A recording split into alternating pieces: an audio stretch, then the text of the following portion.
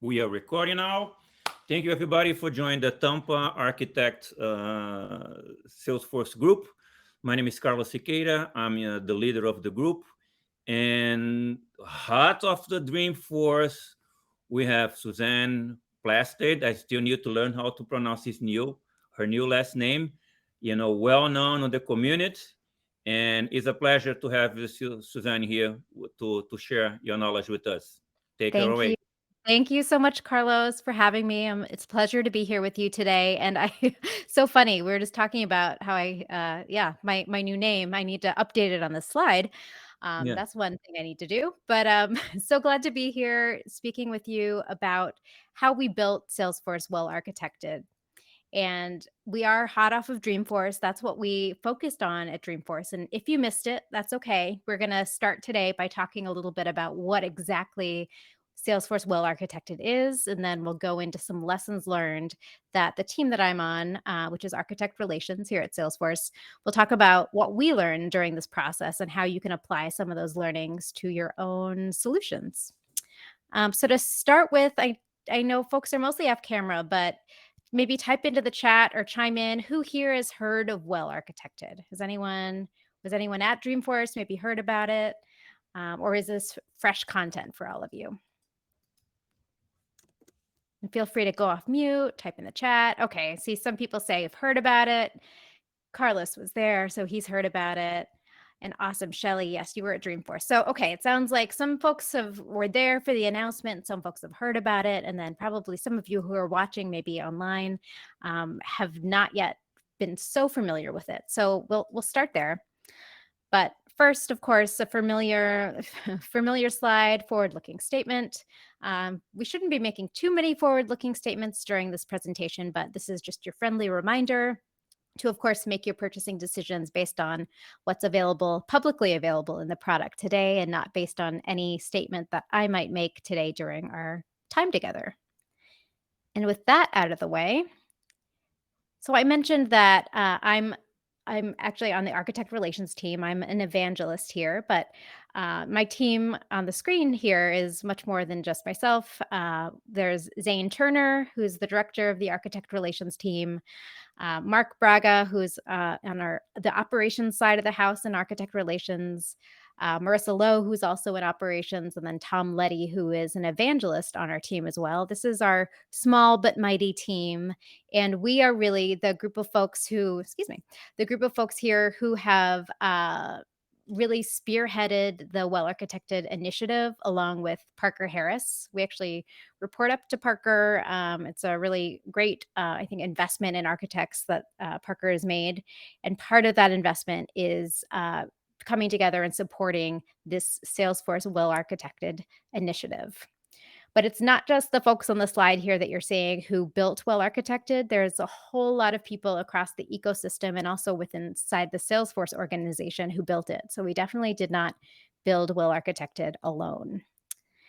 And so for some of you, you might have heard Well Architected now a handful of times. Well, what exactly does that mean? So I wanted to start by talking about what exactly is Salesforce Well Architected. So, said pretty simply, what it is a new framework, a framework that shows architects and others, so admins and developers can use it as well. And it shows folks what health looks like on the Salesforce platform and where you should invest your time when you're road mapping and designing solutions with the entire suite of the Salesforce products. So, not just Salesforce core platform. We're talking, Marketing Cloud and MuleSoft, all of our customer 360 solutions you can use the Salesforce well architected framework with.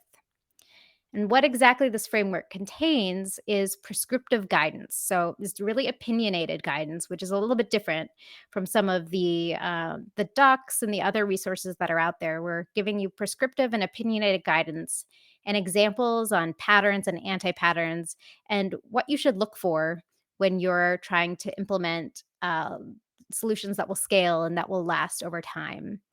And it's what Salesforce well architected framework is grouped into is these three pillars that you see on the screen. So the pillars are trusted, easy, adapt, and adaptable. And these are the considerations that we we discovered over a significant period of time and found that these pillars are really the touch points that healthy solutions lean upon and are built upon. And within each of these pillars, there's additional layers that you can see. So, trusted, for instance, is supported by the concept of security, compliance, and reliability. So, to start with trusted solutions protect stakeholders by being secure, compliant, and reliable. And you can see that there's some detail about what exactly secure, compliant, and reliable look like. And moving on to easy solutions deliver value fast by being simple, automated, and engaging. And finally, adaptable solutions evolve with the business and they are resilient and composable. So this is the high level framework. And then there's essentially detailed white papers that back up each of these pillars and sub pillars. And they're all available on architect.salesforce.com. That's the best place to get started with Well Architected. And I'll give you a QR code later in this discussion so that you can get started right away. But in this session today, we're going to be focusing on sort of behind the scenes, what went into making this well architected framework and some of the lessons that we learned. So let's go ahead and get into that.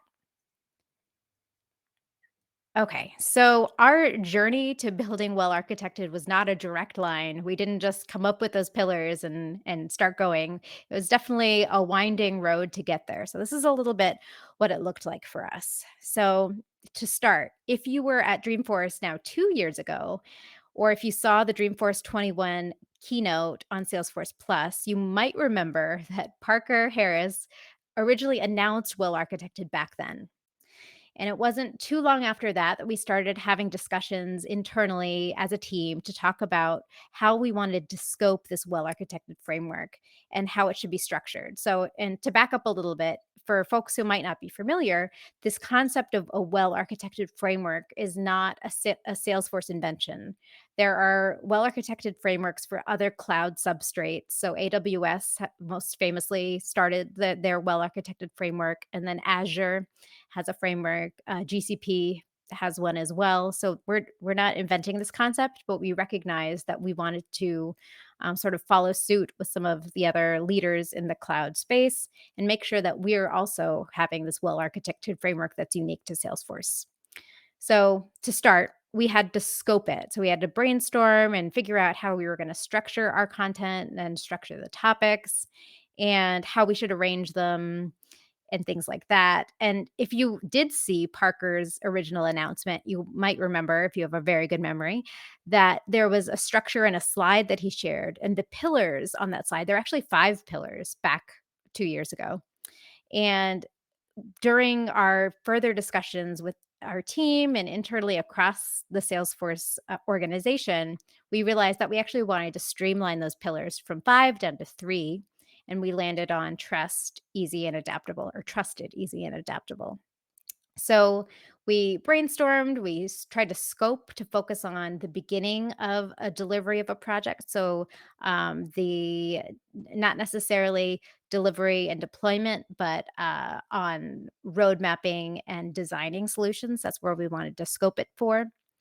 And then once we had that idea of scope and structure, we spent a lot of time writing, as you can imagine, writing and rewriting, reorganizing, and giving each other feedback. And we actually changed the structure of Well Architected a lot during this time as well.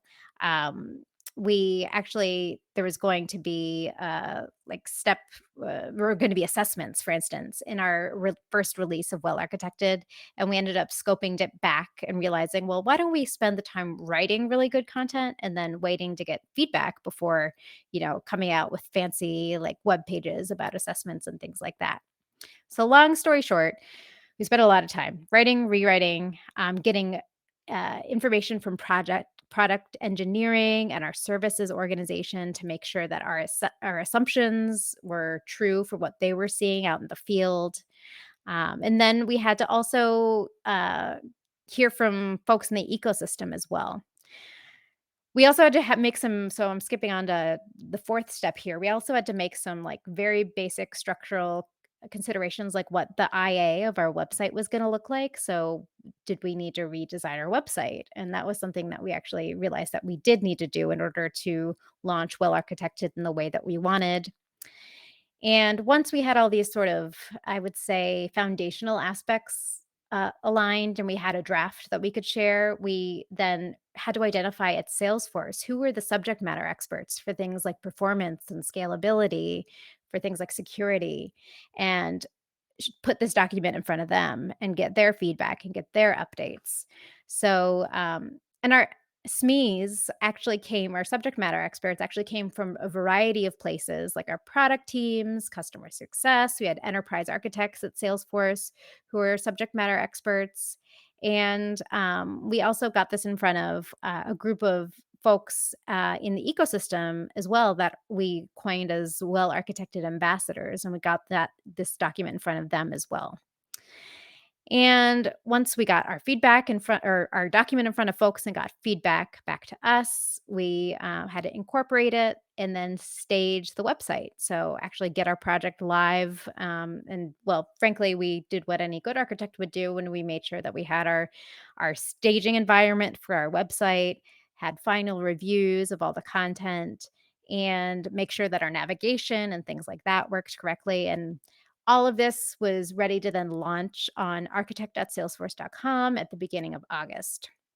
So, all of this to say, and the slide to say that what you're seeing on the website now, if you go to visit it, is the result of many, many hours of discussions with folks across the Salesforce organization and with experts in the community as well. So that's our journey. So a little winding, a lot of things changed. It's not exactly what we expected it to be when we set out, but I want to highlight now some of what we learned exactly. And feel free to interrupt me at any time too. We have a small group here, so we can keep this conversational. Okay, so one of our first learnings. So talking about the learnings that we sort of arrived on. One of the first things that we realized when we started working on Well Architected was that there were some assumptions that we were making internally as a team that we needed to do a little bit better job of explaining, especially for folks who are maybe architects in other areas, other specialties, maybe not Salesforce architects, but enterprise architects that are going to look at this document. We need to make sure that everyone sort of started from the same level of knowledge when they start to consume this document. So we came up with something called architecture basics.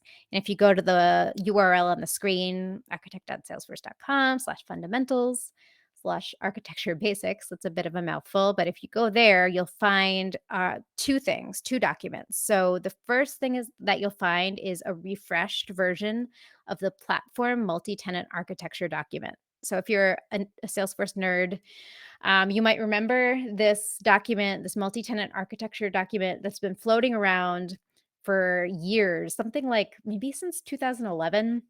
It's been out there and it's the only document across like all of the Salesforce properties that goes into the detail of how multi-tenancy actually works. And the document, obviously, since it's been around since 2011, needed a refresh. And that was part of this well architected initiative. We have a refresh of the platform multi-tenant architecture document, as well as a new set of resources, which we're calling architecture basics. So this resource covers some of the platform's fundamental architecture considerations, things like transactions, so how transactions work. So we realized that's an important sort of basic to understand in order to understand larger things like how scalability and large data volumes come into play. So, how the platform defines and controls transactions and where you need to be thinking about things like limits and the order of execution. That was a key basic that we got out there on paper so folks can consume. And then the next basic topic that we wanted to make sure didn't go unaddressed was the concept of metadata versus data. And this might sound like truly basic to some of you who are watching this, but it's really important to understand how those different entities are stored in the Salesforce core architecture. And it frankly isn't always obvious. because some things are stored as data, things like maybe, I don't know, labels, things like some of the configurations for things like CPQ, just as examples off the top of my head. Some of these are stored as data, and you might think of them as actually their configuration data, but you might assume that they're metadata. And this has, huge downstream impacts when you think about things like how you're going to access them from the APIs, or how you're going to migrate these changes across environments. And that's a great segue into the third in architecture basics, which is the platform APIs.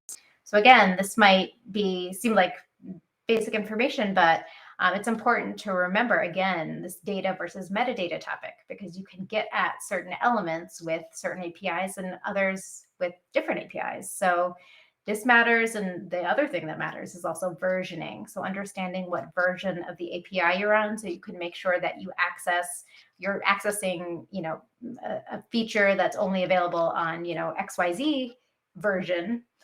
You need to be aware of the fact that while we are backward compatible, the versioning matters when you're using some of our newest features. So those are the basics. So this is something that we didn't intend to deliver as part of our V1 of well-architected, but the lesson learned here, I think, is that when you find a gap in the project that you're working on, if it's an important gap that needs to be filled, it doesn't always make sense to put it off to a future release. If it's like key and fundamental and foundational to the project that you're delivering, you might need to rescope and deliver something slightly different. And that's definitely what we did here with the architecture basics section. So now let's dive into the actual well-architected content. So if you've been to the website and if you've already visited it, you'll know that it's a pretty dense document, and it's intended to be dense. It contains a ton of information, and it is very much like a white paper, like a scholarly white paper. But what we wanted to do here is to pull out some of the key learnings that we discovered and that we wanted to highlight in each of the pillars. So we'll start with trusted. One of the key topics that we thought was just a learning that we all arrived at, and that's important to take away and think about as you implement your projects in the trusted area, is the concept of authentication versus authorization. So we all know there's a difference between these two words. Authentication, right, is how you're actually logging into the system, and authorization is how you're provisioned to do certain things, making sure that you have the rights to do things and not do other things. So those two concepts, right, actually have two separate, I would say, guiding principles that we discovered that we think folks should follow. So for authentication, for instance, you should be creating your users based on individuals instead of personas. So this might seem obvious, but we've all seen implementations where there's like a single integration user, and that's like really a persona, right? Like an integration login user. But the best practice that we're here now having an opinionated stance upon is that every single integration should get their own user, not one user across every integration. If that makes sense. So the better approach here that we're recommending is to think of users in terms of individuals, while thinking of access, so creating sets and things like that, based on personas instead of individuals, because you want those to be more generally applied. So that was one learning. The second learning that we wanted to pull up and highlight here was around organization-wide defaults. So this is one of those that's already led to some pretty lively discussions with our subject matter experts and with folks in the community. But in well-architected, we are recommending that you set your internal organization-wide defaults to public read-only as your first go-to. So we're saying, and do this, assign it public read-only unless your business deals with highly sensitive data. And in that case, we're recommending to use private. So this might seem a little counterintuitive, especially if you're thinking in terms of the principle of least privilege. But something that a lot of our subject matter experts have found is that if you set everything to private, you're going to end up having an overly complicated security model because you need to create a ton of these one-off security controls to handle all of your exceptions. One thing to note here that's not on the slide is that this is definitely only for internal org-wide defaults. You should absolutely be keeping all of your external org-wide defaults set to private, unless you have a very good and documented justified business justification not to. And then the other item I think that we wanted to bubble up to the top that was a really big learning for us in talking with all of our subject matter experts around trust is the topic of failure mitigation. So this is around having being able to be aware of root causes that might cause issues and failures in your system. And I think the big learning here is that the root cause isn't always technical. There's often root causes, probably more often, the root cause of a failure is around the people or the process, not just the technology. So one of the best practices that we're recommending here is to classify your failure triggers in your documentation by the classification type of people, process, and technology, and to think of your failure mitigations by that classification. So how could you mitigate a people failure? Well, you're going to have a policy that you put in place as a mitigation. How are you going to triage process failure mitigation? Well, you might use playbooks or a business continuity plan. That's sort of where a BCP would fit in. And how would you triage technology failure mitigation? Well, you might use redundancy across your technology stack. So that's another sort of big learning, a thing that maybe we don't think of so often as, especially if you're a Salesforce admin or a Salesforce developer who's maybe a little more hands-on than an architect. You might not be thinking about these more like governance and strategic level points of view, but they're very important to think about, especially concerning trust. So that is sort of our learnings around the trust pillar. Any ahas, any questions when it comes to these sort of opinionated stances? We've heard some feedback, so feel free to interrupt or put your feedback in the chat. I'd love to hear it. Okay, we'll keep going and feel free to interrupt. So the next pillar that we had a lot of learnings around was the easy pillar. So again, easy deals with things like automation, deals with things like making your solution delightful for a user to engage with. An easy solution essentially delivers value fast by being simple, automated, and engaging. And I think it's important to point out here that easy doesn't mean that your solution is easy to architect. That's definitely not the point we're trying to convey. What we mean here is that as an architect, you've taken all the difficult steps that need to be taken in order to make your solution easy to implement and easy to use. That's really what we mean by easy. So this includes things like creating meaningful and consistent documentation. So that's one of our big learnings. Documentation may not be sexy, but it's important to do in a meaningful and consistent way. And it's going to make your solutions ultimately easier to maintain at the end of the day. And easy also, we learned, also includes making sure that your automations aren't just automating everything. They're automating the most business critical, high impact areas, and to make sure that they're optimized. And one of the, I would say, definitely learnings for us and a hot topic internally and externally so far around automation has been the proper use of SOSL and SOQL. So knowing the quote unquote right way or right times to use SOSL and SOQL.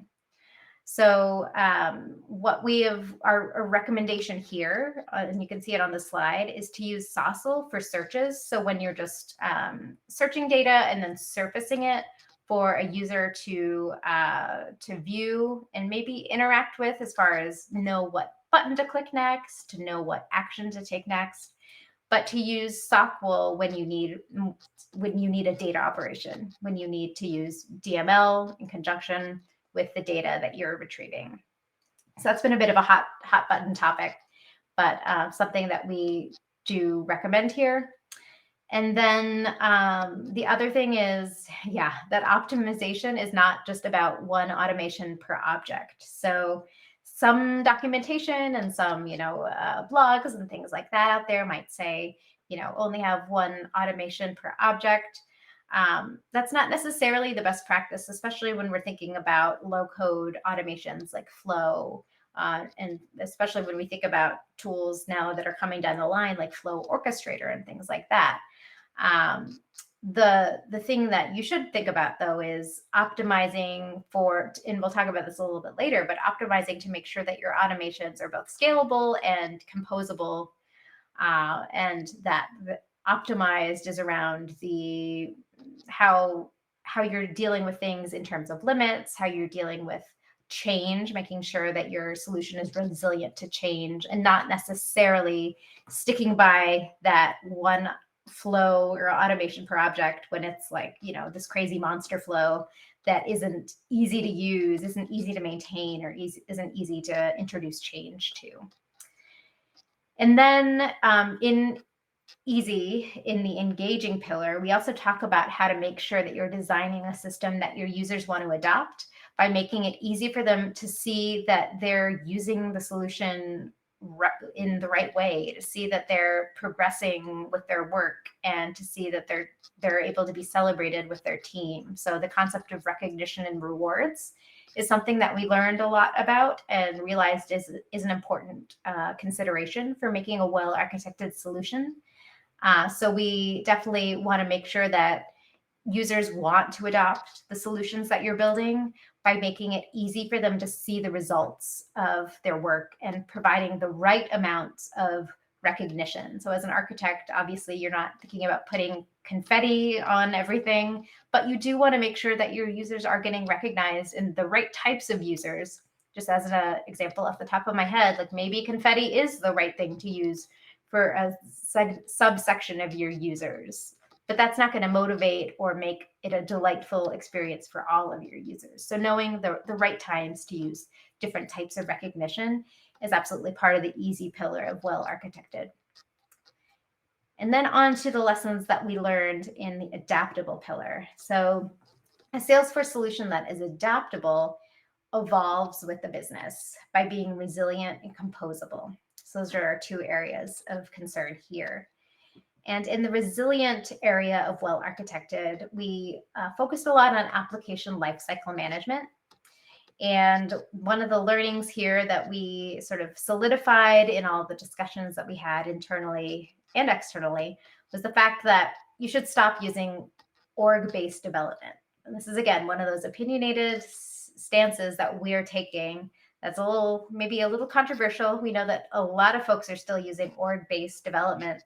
But our guidance here is to definitely stop using change sets and org-based development and choose essentially the most stable release mechanism that is possible for your organization with your skill set and with the tooling that you have. So maybe that looks like using packaging, so using unlocked packages and building structuring your solution in a subset of packages that you can install in different orgs where you need to. Or maybe it looks like using something like DevOps Center when it becomes, when it's readily available for everyone, which I believe is soon, if not now. And then also, it's not on the slide, but maybe you have a third-party vendor that you're using to help migrate your changes and to maybe make the process of moving to source-based development a little less painful. And that's also, if those tools are at your disposal, well, that's great as well. But we're definitely, again, moving away from org-based development and moving towards source control as your single source of truth when you're moving changes. And I see Carlos has his hand up. So Carlos, feel free, interrupt me. And you're on mute. There we go. I always mute myself. Been working on the DevOps for 3 years now. It'll be nice for you to explain for whoever's on the call. This is being recorded. Main difference: what is org-based development? What is source-based development? Yeah, definitely. So org-based development is what most of us have been used to with Salesforce for years and years. It's the concept of making your changes in a sandbox and having that sandbox be sort of your source of truth for the organization and migrating those changes directly from a sandbox to your production. And then copying your changes down from production and having your full copy sandbox that you use as your source of truth for what metadata and data looks like in your org. For source-based development, we're talking about using something like Git, using or Bitbucket, and moving your metadata changes outside of your org so that you're not dependent on an org to be the source of truth for the fields and the Apex classes and the objects that you have, and instead storing those metadata changes and artifacts in source control so that you can use source control as your single source of truth for what's happened in an org. And why this matters, which is probably a great question to answer as well, is because a lot of us know how easy it is to make a change, right? For a lot of folks to make a change in a sandbox or in production, God forbid, and to have that perfect version of Salesforce that you have with all your customizations be corrupted by someone making a small change. And source control helps to make sure that your changes that you've made are more resilient, are withstand folks going in and making changes, that they withstand people deploying things so that your deployments are easier, that they're more stable, and so that you're not so reliant on like having one org be the main artifact that houses all of your changes essentially. Susanna, So would that's that yeah. would that hold true even for consultants who really own the org? Absolutely. So it holds true for consultants as well. They should absolutely be encouraging their customers to move away from org-based development, and they should be using source-based development and tools for migrating changes. I would say, as a previous customer myself, who had lots of different consultants working on our projects and in our orgs, it's actually a bit of a better insurance policy for a customer to have their fields and their Apex classes and all of their metadata stored outside of an org, especially if you have lots of consultants working on a project. It's easier for your consultants to make changes, and it's easier for you to have that traceability of who did what to your metadata, to your code, or to your metadata, code, config, all of that. So I would 100% say yes, especially for consultants. It's important to move in this direction.